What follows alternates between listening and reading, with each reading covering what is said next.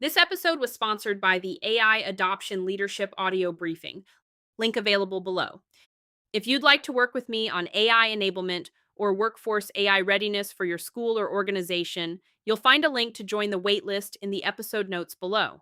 I'd be glad to continue the conversation. When AI stops being just a tool. The Stanford study, Algorithmic Monocultures, and the Future of Work discussions about artificial intelligence in hiring begin with a familiar question. Is the algorithm biased? It's a valid question. Regulators ask it, plaintiffs ask it, employers ask it. However, after reading Stanford University's recent study on algorithmic monocultures in hiring, I'm interested in a different question. What if the most important issue isn't whether a single employer's hiring process produces biased outcomes, but what happens when large portions of the labor market rely on the same underlying systems to make those decisions? That distinction may sound subtle, but it fundamentally changes the conversation. Traditionally, employment discrimination is evaluated at the level of an individual employer. Did company A discriminate? Did company B create adverse outcomes for a protected group? Did a particular hiring process violate established standards, such as the EEOC's 4/5 rule? Those questions are table stakes. However, they assume that hiring decisions occur within organizational boundaries. The Stanford researchers instead examined what happens when those boundaries begin to blur because multiple employers are relying on the same vendors, the same models, and potentially the same assumptions about what constitutes a desirable candidate. The scale of the study is one of the reasons it deserves attention.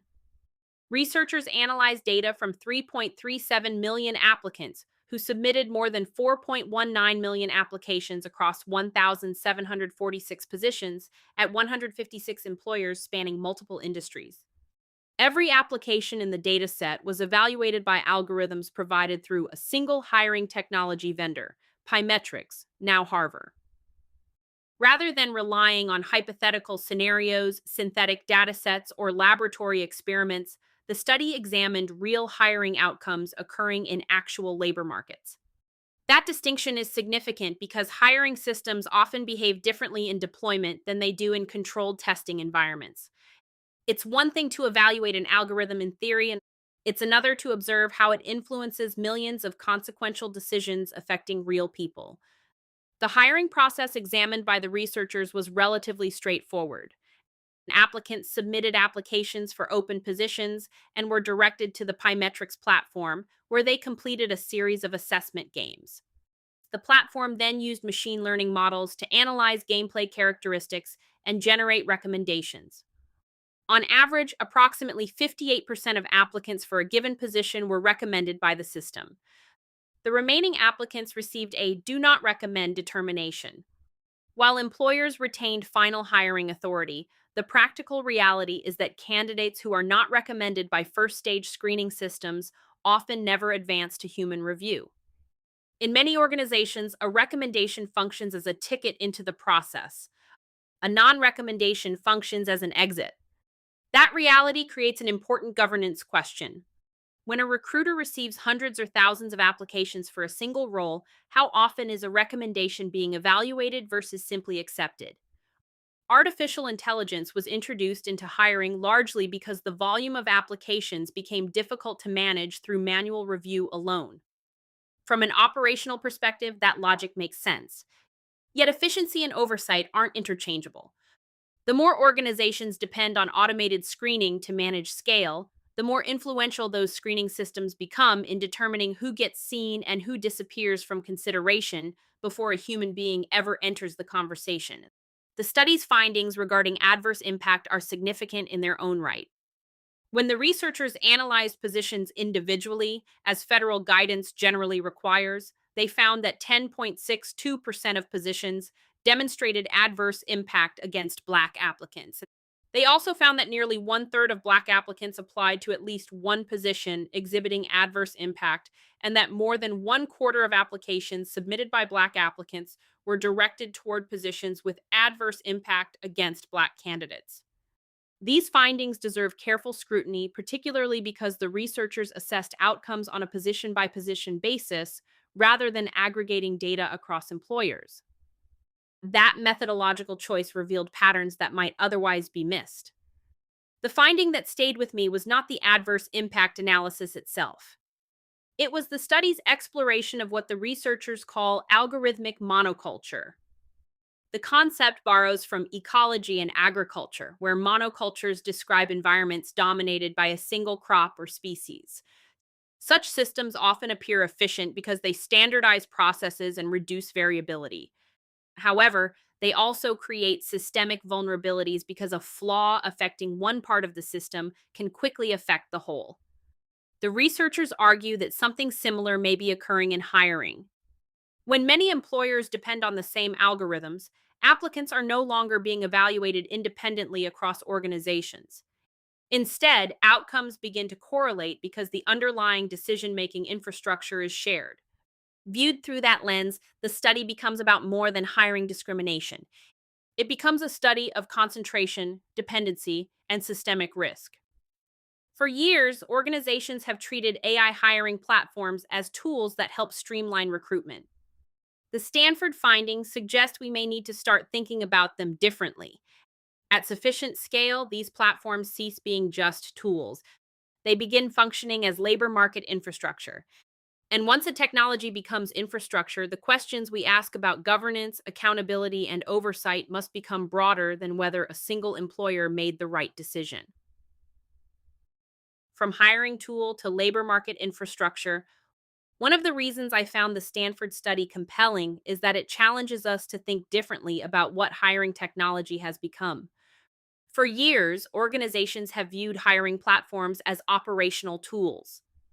They help manage application volume, reduce administrative burden, identify candidates more efficiently, and accelerate recruitment timelines. Although over the years, hiring timelines have exploded for no meaningful reason that hiring managers can articulate other than, we're looking for the right fit. Interesting how this fit never existed 30 years ago and people stayed in their jobs much longer then, but I digress. From the perspective of an individual employer, the value proposition is straightforward. If a recruiter is expected to review thousands of applications for dozens of open positions, technology is a necessity. The problem is that necessity has a tendency to evolve into dependency. Most organizations don't wake up one morning intending to outsource significant portions of their decision making processes. Rather, the process happens gradually. A platform is adopted because it improves efficiency.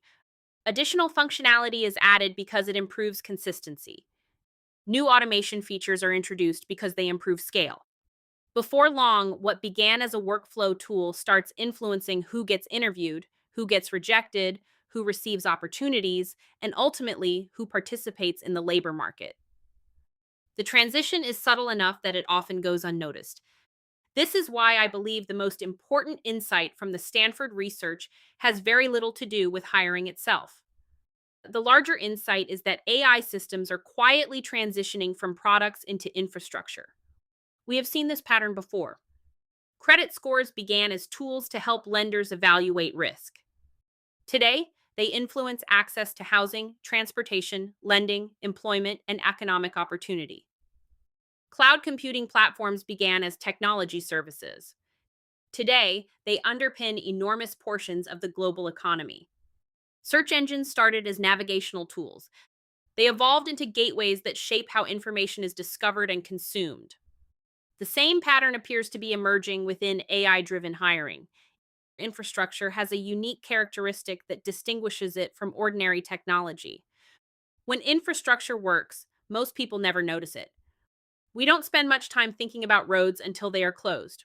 We rarely consider internet routing systems until a disruption occurs.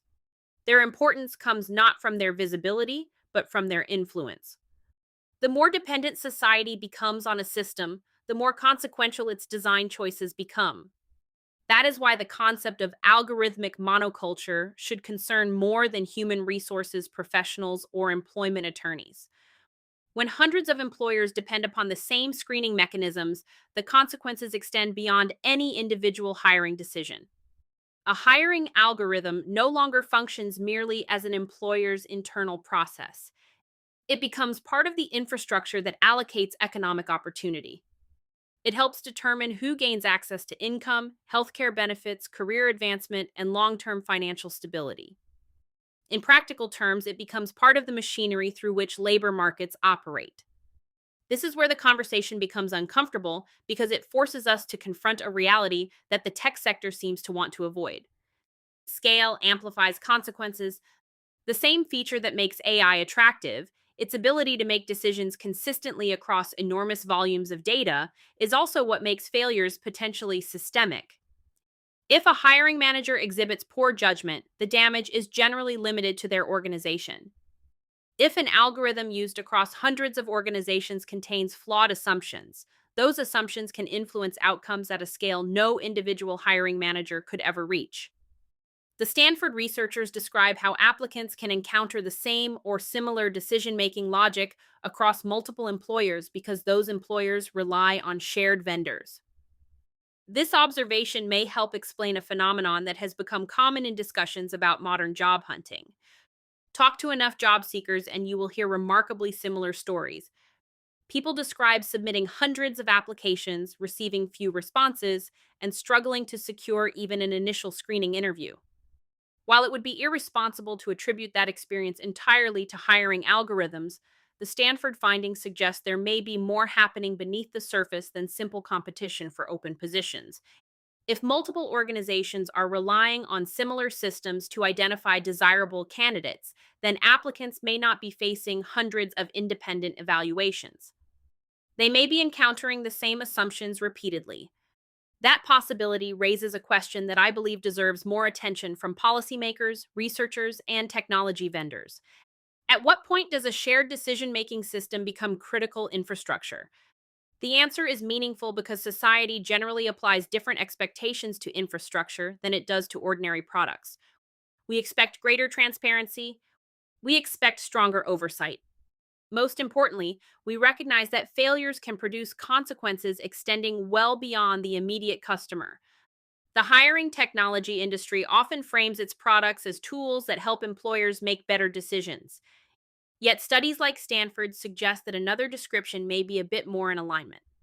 These platforms are not just helping organizations make decisions, they are helping shape the structure of opportunity itself. Once we recognize that reality, the governance conversation changes. The question has evolved from whether an employer should use AI in hiring. The question is now whether the systems influencing access to employment should be treated with the same seriousness we reserve for other forms of critical infrastructure. That is a much larger conversation than bias. It's a conversation about concentration, accountability, and trust. It is also why I believe the Stanford study arrives at an important moment. For years, debates about AI governance have focused on the behavior of individual models. What this research suggests is that we may need to widen the lens. The greatest risks may not emerge from what a single algorithm decides. They may emerge from what happens when an entire market begins depending on the same algorithms to decide, which seems to be the case. The applicant who gets rejected everywhere. One of the most consequential observations in the Stanford study is also one of the easiest to overlook. The researchers weren't simply interested in whether an applicant was rejected for a particular job. They were interested in whether applicants experienced similar outcomes across multiple jobs and multiple employers. That refinement matters because employment is rarely determined by a single application. Most people enter the labor market with the expectation that even if one company says no, another company will likely say yes. The labor market has traditionally functioned as a collection of independent opportunities. The Stanford research raises the possibility that this assumption may be becoming less true over time due to the hiring via AI hiring tech. The study explores what researchers refer to as systemic rejection. In simple terms, systemic rejection occurs when applicants experience repeated rejection across multiple opportunities because the same or similar algorithms are evaluating them. Prior research had theorized that algorithmic monocultures would produce homogeneous outcomes. Some applicants would be consistently recommended wherever they applied, others would be consistently filtered out. What Stanford contributes is empirical evidence suggesting that shared hiring systems can create linked outcomes across employers rather than isolated decisions within them. The implications are difficult to ignore.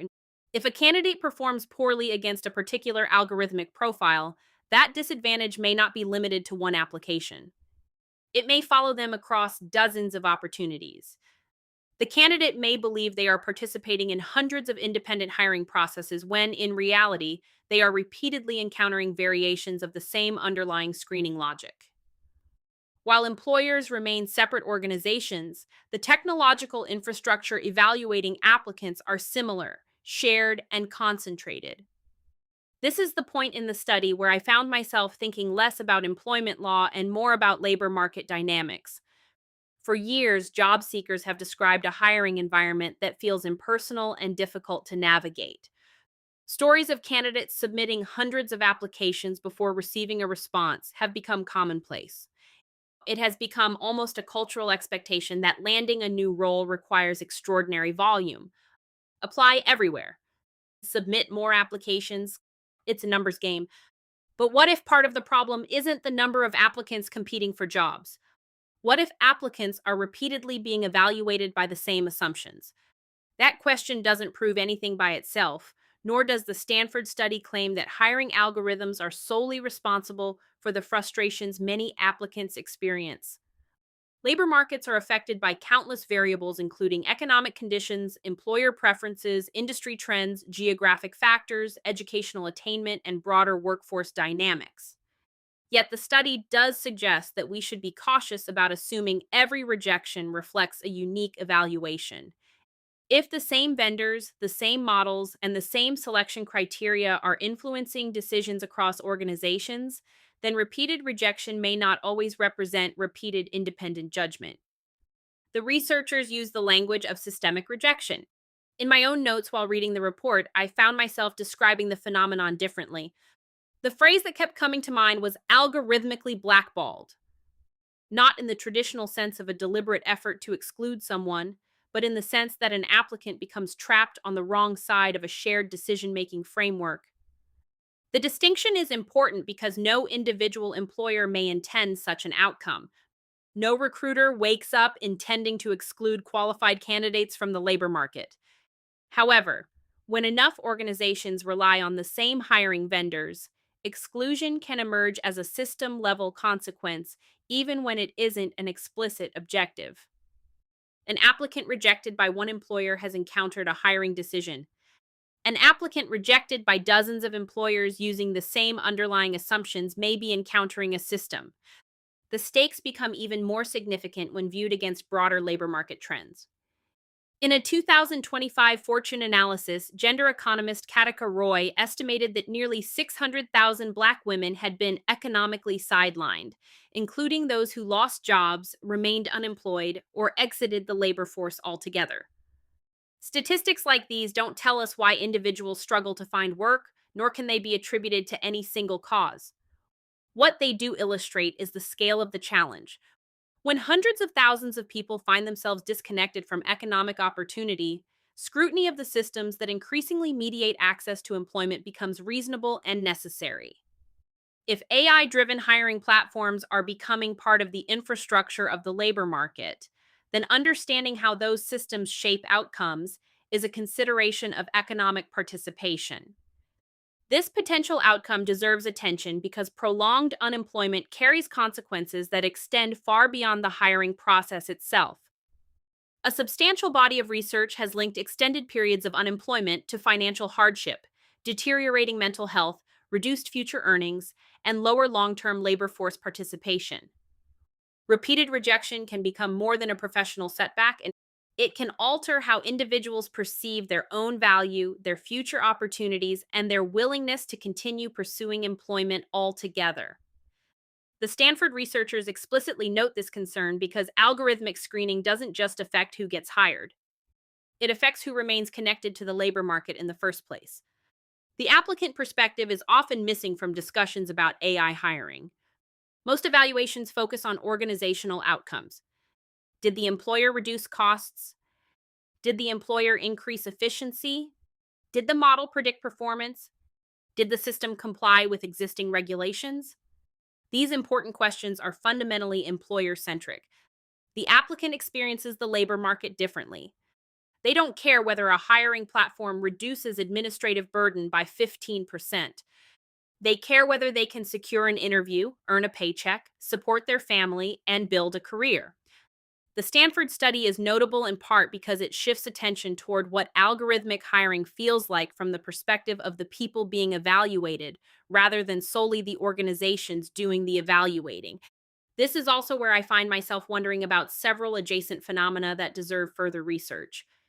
Consider the rise of ghost jobs, positions that are advertised but never filled, postings that exist primarily to collect resumes, or openings where an internal candidate was likely to be selected from the outset. Consider the growing perception among applicants that the hiring process has become opaque and disconnected from actual human interaction. Consider the amount of time, effort, and emotional energy invested in applications that may never receive meaningful review. None of these issues are directly addressed by the Stanford study, but together they raise broader questions about labor market efficiency. How much of modern hiring activity represents genuine opportunity, and how much represents what might be called algorithmic busyness, a growing volume of automated activity that creates the appearance of engagement while generating little meaningful movement for applicants? To be clear, the Stanford researchers are careful not to overstate their findings. They explicitly acknowledge that total algorithmic monoculture is relatively limited within their data set, and instead focus on partial monocultures and the ways they contribute to outcome homogeneity. They also identify important limitations, including the fact that their analysis centers on a single vendor and lacks independent measures of applicant quality. Good governance requires intellectual honesty, particularly when discussing findings that carry significant policy implications. Yet, even after accounting for those limitations, the study leaves us with a troubling possibility. The future of work may be shaped not only by who is qualified, who is motivated, or who is available for employment. It may also be shaped by whether applicants align with a relatively small set of algorithmic assumptions embedded within systems used across large portions of the labor market. If that is true, then the challenge before us is larger than hiring discrimination. It is a question of whether access to economic opportunity is gradually becoming concentrated within shared technological infrastructure that few applicants understand and even fewer organizations fully audit. Human in the loop or human after the loop. One of the most common defenses of AI assisted decision making is that a human remains involved in the process. We hear the phrase constantly across industries: human in the loop, human oversight, human review, human accountability. The implication is that artificial intelligence is not making decisions independently, but rather assisting human decision makers who retain ultimate authority. In theory, this is an important safeguard. In practice, however, there is a meaningful difference between a human participating in a decision and a human merely validating one that has effectively already been made. The Stanford study repeatedly brought me back to this distinction. In the hiring workflow examined by the researchers, applicants completed Pymetrics assessments, machine learning models evaluated those assessments, and applicants were either recommended or not recommended. Employers technically retained final hiring authority. The system did not automatically hire or reject candidates. Yet the practical reality described in the study is that applicants who were not recommended were often unlikely to advance further in the process. In other words, the algorithm was not making the final decision, but it was frequently shaping which candidates would receive human consideration in the first place. This raises an uncomfortable question.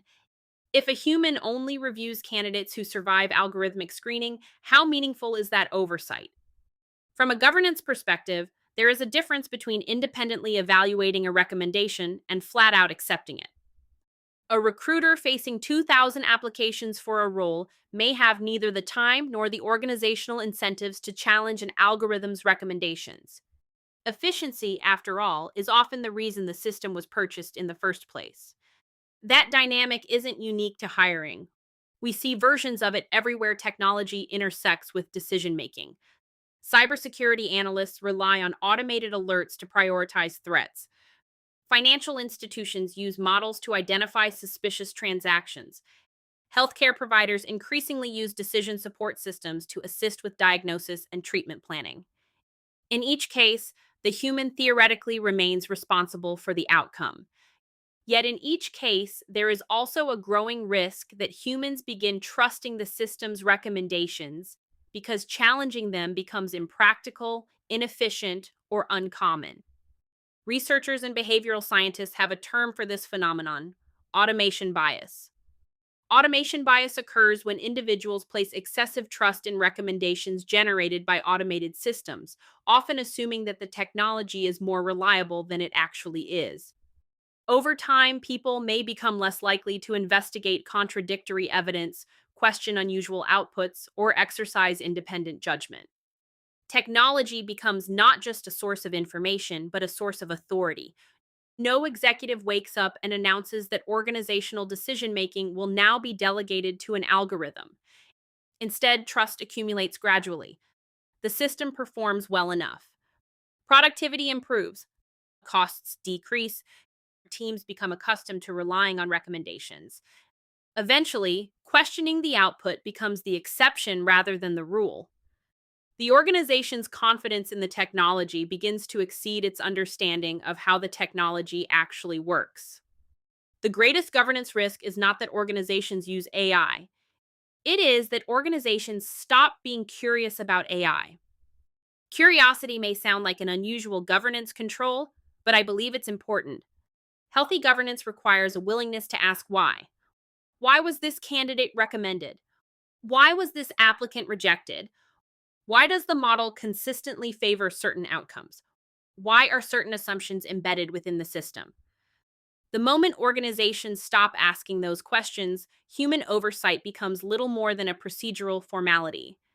This is one of the reasons I find discussions about explainability so important, even when they are imperfect.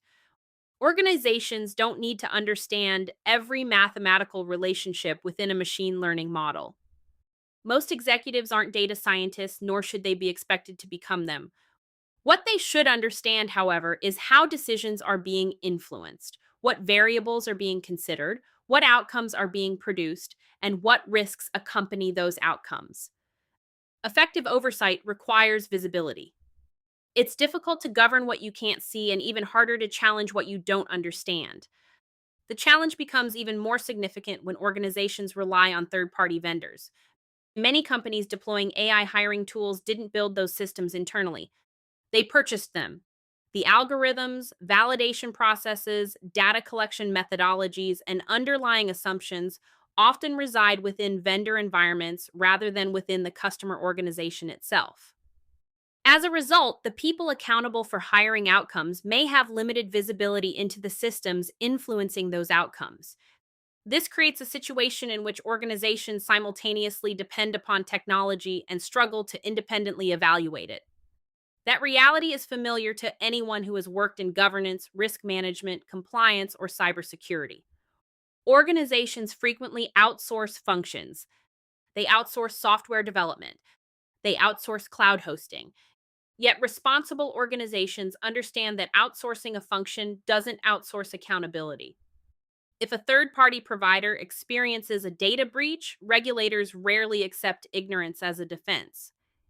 If a vendor fails to meet contractual obligations, responsibility doesn't disappear because another company performed the work. The same principle applies to AI driven hiring decision making.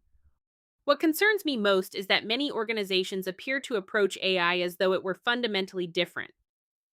There is often an implicit assumption that because the technology is complex, accountability becomes more difficult to assign. I would argue the opposite. The more influential a system becomes, the greater the obligation to understand it. Complexity isn't a justification for weaker oversight. It's actually an argument for stronger oversight. The Stanford study never argues that employers intentionally abdicate responsibility to algorithms. In fact, many organizations adopting these tools are acting in good faith, attempting to improve efficiency and manage difficult hiring environments. Yet intent and outcome are two very different things. Systems can create dependencies that nobody anticipated. Processes can evolve in ways that nobody explicitly designed. Human oversight can gradually erode without anyone consciously deciding to remove it. The third party risk problem, nobody should be able to ignore. If the Stanford study reveals a governance problem, it isn't just a problem for hiring vendors, it's also a problem for the organizations that purchase, deploy, and rely upon those systems. In fact, one of the reasons I find some of the public discussion around AI hiring so frustrating is that it often treats accountability as though it ends at the vendor's doorstep.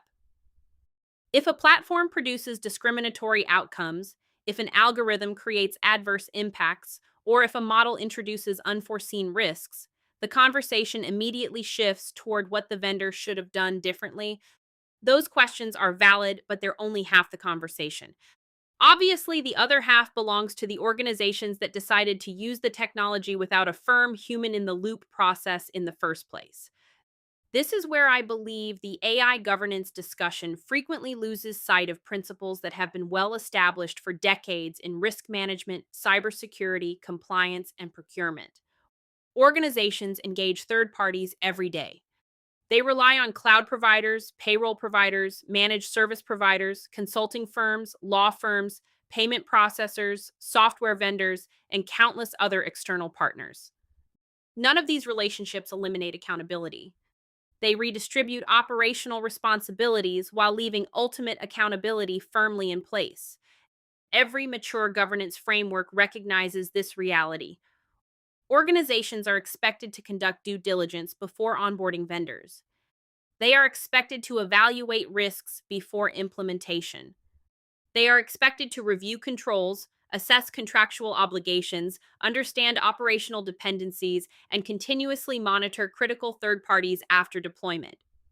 Entire governance functions exist for this very purpose. Vendor risk management didn't emerge because regulators wanted to create administrative burdens. It emerged because organizations repeatedly learned the hard way that external dependencies create internal risks. Artificial intelligence shouldn't be treated differently just because the technology is newer. In fact, one could argue that AI systems deserve even greater scrutiny than traditional technology vendors because they are influencing consequential decisions rather than merely supporting administrative functions. A payroll provider processes transactions. A cloud provider hosts infrastructure. An AI hiring platform may influence who receives interviews, who gains employment, who advances economically, and who remains excluded from opportunity. The stakes are fundamentally different and higher, I would argue. This is why I wholeheartedly reject any argument that organizations should be viewed as victims when algorithmic hiring systems create problematic outcomes. If an organization purchases an AI platform, conducts due diligence, reviews vendor documentation, negotiates contracts, receives audit materials, and ultimately decides to deploy the system, then that organization has made a governance decision. Whether the decision was prudent or imprudent is a separate question. The important point is that the decision belongs to the organization. The principle isn't controversial in any other domain. If a company suffers a data breach because a critical vendor failed to maintain adequate security controls, regulators don't shrug and accept, our vendor told us everything was fine. If a financial institution relies on a third party service provider that fails to meet regulatory requirements, accountability doesn't disappear because the institution outsourced the activity. If a healthcare provider contracts with an external company that mishandles sensitive information, responsibility extends beyond the vendor. Organizations are expected to evaluate risks before they become incidents. Why should algorithmic decision making receive a lower standard of scrutiny? One of the most revealing observations I encountered while researching this topic came from guidance published by the Society for Industrial and Organizational Psychology. The document in the sources section of this episode acknowledges that many organizations lack the expertise necessary to adequately evaluate AI based employment tools and therefore often rely heavily on vendor representations or benchmarks against what peer organizations are doing. On one level, I get it. AI systems are technically complex. Most organizations are not staffed with machine learning researchers capable of independently auditing sophisticated models. Yet, from a governance perspective, that limitation creates an even greater obligation to proceed with caution. There is a dangerous assumption that emerges whenever organizations adopt transformative technologies. The assumption is that widespread adoption itself serves as evidence of safety. If enough respected organizations are using a platform, the reasoning goes, the risks must already have been addressed. History repeatedly shows the opposite. Markets often identify risks only after systems achieve widespread adoption. The fact that a technology becomes popular doesn't mean it has become trustworthy. Sometimes it just means its vulnerabilities haven't yet been understood. The Stanford findings should force organizations to confront this reality. If algorithmic monocultures are emerging, then vendor selection decisions aren't isolated procurement exercises. They are decisions that contribute to broader market structures. Every additional organization that adopts a platform strengthens the influence that platform has over labor market outcomes. To be clear, I don't believe organizations should stop using AI hiring technologies. I do think, however, they should stop viewing those technologies as ordinary software purchases. The moment a system begins influencing access to economic opportunity, due diligence stops being a procurement exercise and becomes a governance obligation. This is where I believe many organizations have an opportunity to get ahead of what could become a larger problem. Rather than waiting for litigation, regulatory enforcement actions, or public controversies, companies should be demanding more from vendors today. They should be asking harder questions about model validation. They should be requesting independent audits. They should be examining adverse impact assessments. They should be evaluating how recommendations are generated, how outcomes are monitored, and how governance controls function after deployment. Most importantly, they should be prepared to challenge vendor assurances when evidence suggests additional scrutiny is warranted. The irony is that many organizations already possess the governance mechanisms necessary to do this work. Risk committees exist, compliance programs exist, internal audit functions exist. The challenge is applying those frameworks to AI with the same rigor organizations apply elsewhere, and maybe without ruffling too many feathers. Because if the Stanford study teaches us anything, it is that algorithmic hiring systems are no longer operating at the margins of the labor market. They are becoming embedded within its foundations. And once a technology becomes foundational, neither vendors nor customers should be allowed to hide behind the complexity of the system when questions of accountability arise. Complexity may explain a risk, and it should never excuse it, or what the Workday litigation signals. What makes the ongoing litigation involving Workday noteworthy is that it reflects a growing willingness by courts, regulators, and plaintiffs to ask questions that organizations have thus far been reluctant to ask themselves. At the center of these cases is a relatively straightforward issue. If artificial intelligence systems influence employment decisions, who bears responsibility when those systems allegedly produce discriminatory outcomes? Is accountability limited to the employer? Does responsibility extend to the technology vendor? Can both be held accountable simultaneously? For years, technology companies have often positioned themselves as providers of tools rather than participants in decision making. A software company that just provides technology occupies a different legal and regulatory position than an organization actively involved in employment decisions. But AI complicates that separation. The more influence a platform exerts over hiring outcomes, the harder it becomes to maintain a clean distinction between providing a tool and shaping a decision. This doesn't mean vendors are employers. It does mean courts are being asked to consider whether traditional categories remain adequate in a world where algorithmic systems influence who advances through hiring processes and who doesn't. The significance of the Workday litigation extends beyond the company itself because Workday isn't a niche provider serving a handful of organizations. The platform is deeply embedded across both the public and private sectors. Thousands of organizations rely upon it for human resources operations, workforce management, and employment-related functions. Many of the world's largest enterprises have integrated Workday into critical business processes. That scale matters because legal questions involving major platforms rarely remain confined to a single company.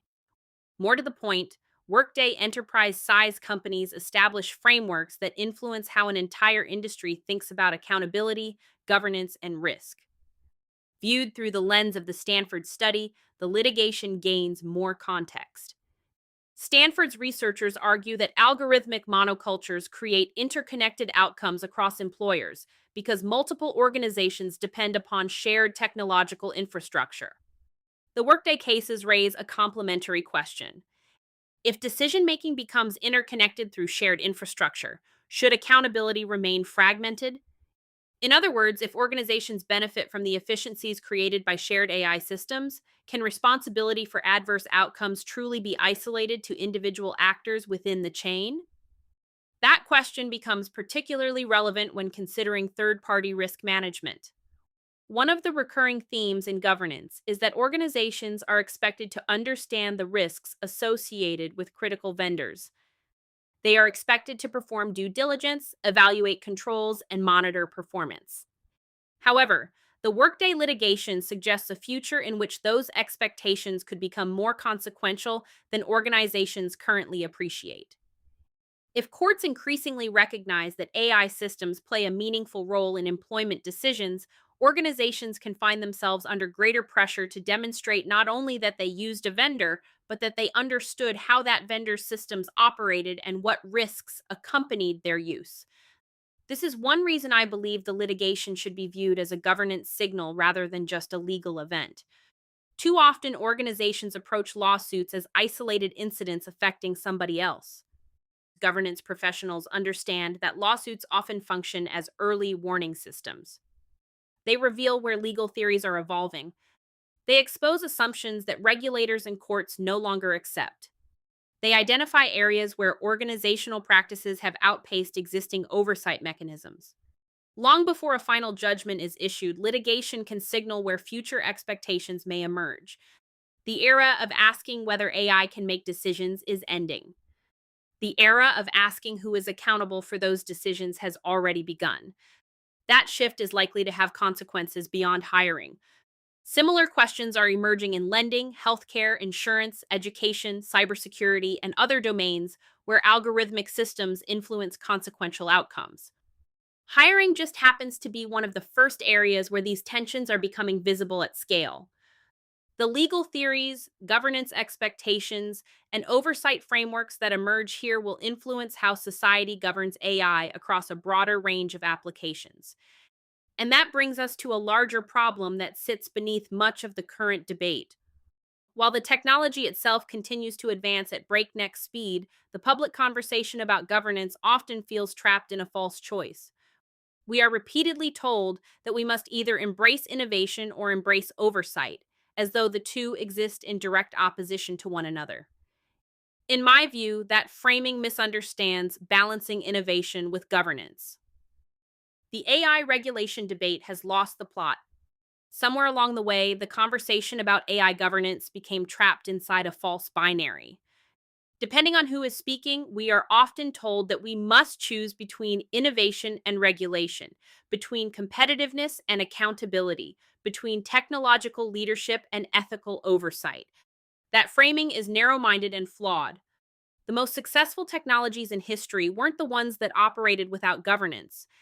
They were the ones that developed governance structures capable of sustaining public trust. Financial markets require oversight. Aviation requires oversight. Pharmaceuticals require oversight. Nuclear energy requires oversight.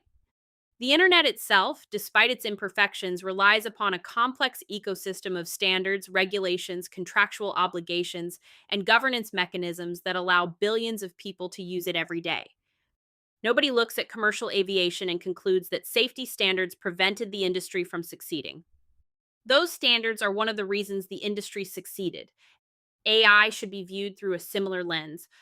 Part of the challenge is that AI governance has increasingly become entangled with broader cultural and political debates. Discussions about algorithmic fairness, transparency, accountability, and oversight are often dismissed as ideological nice to haves rather than governance concerns. In some circles, the mere suggestion that AI systems should be audited or independently evaluated is treated as evidence that someone is opposed to innovation itself. Dog whistles like woke AI are frequently deployed as shorthand to avoid engaging with the underlying substance of the argument. Once that happens, Meaningful discussion slides off the rails because people stop evaluating ideas on their merits and start evaluating them based on which political tribe they believe is advancing them. Supporting AI governance doesn't require hostility toward innovation. Supporting oversight doesn't require hostility toward business. Supporting accountability doesn't require hostility toward technological progress. I remain strongly supportive of American leadership in artificial intelligence. I believe AI will be one of the most transformative technologies of the 21st century.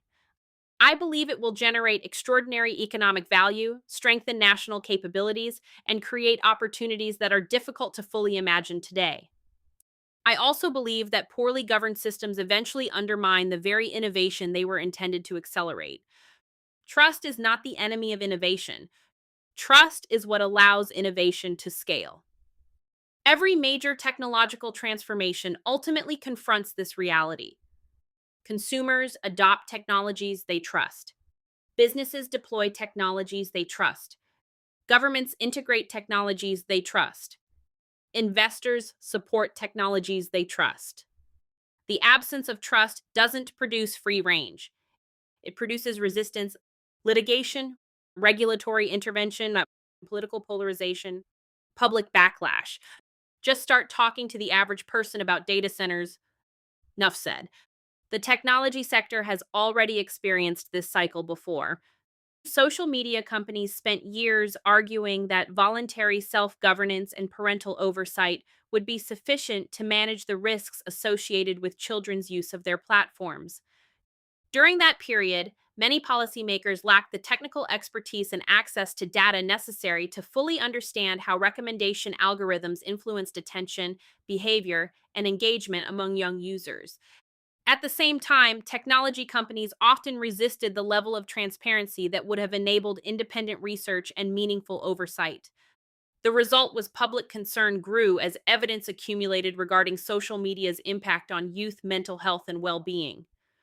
Trust deteriorated. Regulators became increasingly aggressive. Litigation expanded. What might have begun as a collaborative effort to understand and address emerging risks ultimately evolved into an adversarial struggle between technology companies, researchers, parents, and policymakers. There is a lesson in that history. When industries refuse to participate in governance conversations eventually happen without them, and ultimately on their dime. The Stanford study findings create an opportunity for a different path. Instead of treating every discussion about algorithmic hiring as an attack, vendors and employers could choose to view the research as feedback. Instead of waiting for lawsuits, they could increase transparency. Instead of resisting scrutiny, they could help shape practical governance frameworks that balance innovation with accountability. The study identifies potential risks, but it also identifies an opportunity to address those risks before they become larger problems. Unfortunately, much of the public debate remains stuck in slogans. Some people argue that AI should be regulated aggressively before further deployment occurs. Others argue that any meaningful oversight will allow geopolitical competitors to gain an advantage. Neither position strikes me as particularly persuasive. One underestimates the importance of innovation. The other underestimates the importance of legitimacy. A nation can't lead in AI by just building powerful systems. It must also build systems that institutions, businesses, and citizens can trust. Sustainable AI leadership won't be achieved by choosing between innovation and governance. It is achieved by aligning them. The irony is that many of the loudest arguments against AI governance are often made in the name of competitiveness. They say oversight will slow progress. They say governance will create friction. They say regulations will handicap innovation. Yet, if the Stanford study is correct, and if algorithmic monocultures are becoming embedded within critical labor market functions, then governance failures themselves may become a competitiveness problem. Systems that produce persistent disputes, growing litigation, declining trust, and uncertain accountability are ill equipped to create strategic advantages. They create strategic vulnerabilities. That realization leads directly to what I believe is the most important question of all. If the United States intends to lead the world in AI, what exactly does leadership mean? What winning the AI race actually requires? Whenever discussions about AI governance pops up, it only takes a few minutes before China is mentioned. The argument usually follows a familiar pattern. Artificial intelligence is a strategic technology. I agree. China is investing heavily in artificial intelligence. We can see that. Therefore, the United States can't afford to burden itself with excessive oversight, accountability requirements, or regulatory friction. This is where I abort the train on that line of thinking. The conclusion is often implied: move fast, worry about governance later. I disagree that somehow competitiveness and governance are somehow in conflict. Last year, I wrote about comments from Anthropic CEO Dario Amodei regarding AI's potential impact on employment and what he described as the social contract that underpins democratic societies. His observation stayed with me because it highlighted something often missing from AI policy discussions. Technological progress is not measured solely by what systems can do. It's also measured by whether the institutions surrounding those systems can absorb the change they create. When workers lose faith that labor markets are fair, when citizens lose confidence that important decisions are accountable, or when organizations deploy technologies faster than they can govern them, the resulting instability becomes a competitiveness problem in its own right. The Stanford study provides a useful example. Organizations adopted AI hiring systems to improve efficiency and manage growing application volumes. Those decisions were often rational and well intentioned. Yet, 1 year later, researchers are raising questions about algorithmic monocultures, systemic rejection, adverse impact, and labor market infrastructure. Courts are examining accountability. Regulators are becoming increasingly involved. Public trust is rather shaky, for a lack of better words. None of these developments occurred because organizations moved too slowly. They occurred because governance isn't keeping pace with deployment. It's important to note the absence of governance doesn't eliminate risk. It merely mitigates the moment when risk becomes visible. When it arrives through litigation, public backlash, regulatory intervention, and declining trust. A nation seeking to lead in artificial intelligence can't afford repeated crises of confidence in the technologies it promotes globally. The most advanced AI system in the world is strategically useless if institutions, workers, and citizens don't trust it. In that sense, governance is the prerequisite of competitiveness. Conclusion: the question beneath the question. The Stanford study began with a relatively narrow question. What happens when employers rely on the same AI hiring system to evaluate candidates? The answer turned out to be much larger than hiring. The researchers found evidence suggesting that algorithmic monocultures, aka algorithmic blackballing, can produce adverse impact that may remain invisible when organizations are evaluated individually. More to the point, they highlighted what can happen when a single technological system becomes embedded across an entire market. The concern isn't whether one employer's hiring process is fair. The concern is whether shared decision making infrastructure can shape opportunities, outcomes, and access to work at a societal scale. Artificial intelligence is rapidly moving beyond isolated use cases. Increasingly, AI systems influence how people are hired, how they are evaluated, how services are delivered, and how important decisions are made. As these systems become more deeply embedded in institutions, the questions surrounding them become less technical and more societal. The lesson from Stanford findings point to: as AI systems become more influential, the more important it is to understand how they function, how their outcomes are measured, and how accountability is maintained when those outcomes affect millions of people. The most valuable contribution of studies like Stanford's may be that they move the conversation beyond speculation. They provide evidence. They expose blind spots. They create opportunities to ask better questions before assumptions harden into policy, litigation, or public distrust.